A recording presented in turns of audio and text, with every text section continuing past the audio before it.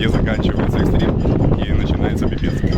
Сегодня в программе нашей практики выход на сильную. Мы будем учиться брать риф, ставить штормовые паруса, возможно бросим плавучий якорь, а пока мы готовим лодку к выходу. И если посмотрите, с ветром у нас все в порядке. Кстати, свист ветра в ванта говорит о том, что обычно скорость ветра перешла за 25.